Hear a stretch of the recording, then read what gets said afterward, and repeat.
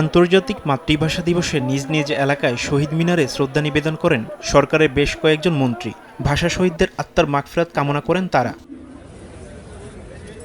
শনিবার পিরোজপুরে মহান শহীদ দিবসে আলোচনা সভা ও পুরস্কার বিতরণ অনুষ্ঠানে প্রধান অতিথির বক্তব্য রাখেন গৃহায়ন ও গণপূর্ত প্রতিমন্ত্রী আহমদ সোহেল মঞ্জুর সুমন। এ সময় তিনি বলেন, দুর্নীতির কারণে বিগত ১.৫ বছর দেশে অনেক অবকাঠামোগত উন্নয়ন হয়নি, সেগুলো চিহ্নিত করে দ্রুত কাজ করা হবে। বিভিন্ন রকম দুর্নীতির কারণে তো আমরা বিভিন্ন এই গত ১.৫ বছরে আমাদের অনেক ধরনের অবকাঠামোগত কাজগুলি আমরা কোনো টাকা পয়সা পাই নাই, কাজ হয়নি।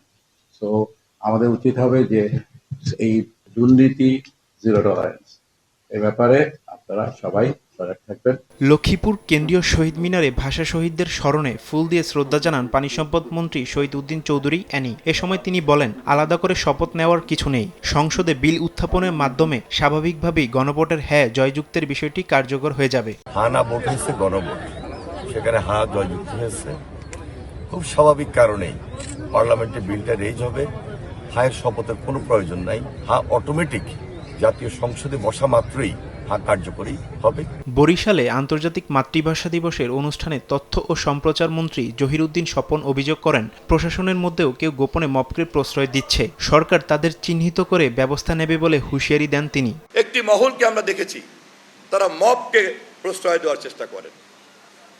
একটি মহলকে আমরা দেখি, এমনকি প্রশাসনের গুরুত্বপূর্ণ পদের থেকেও গোপনে গোপনে অনেকে মবকে পৃষ্ঠপোষকতা করেন। এদিকে মংলা সমুদ্র বন্দর পরিদর্শন করেন নৌপরিবহন মন্ত্রী শেখ রবিউল আলম। সম্ভাবনা ও সুযোগ সুবিধার সর্বোচ্চ ব্যবহার নিশ্চিত করে বন্দরটিকে আরো গতিশীল ও উন্নত করতে সরকারের পরিকল্পনা রয়েছে বলে জানান তিনি। সক্ষমতার শতভাগ আমরা এটা ব্যবহার করতে চাই। চিটাগাং বন্দরও বাংলাদেশের বন্দর, মোংলা বন্দরও বাংলাদেশের বন্দর।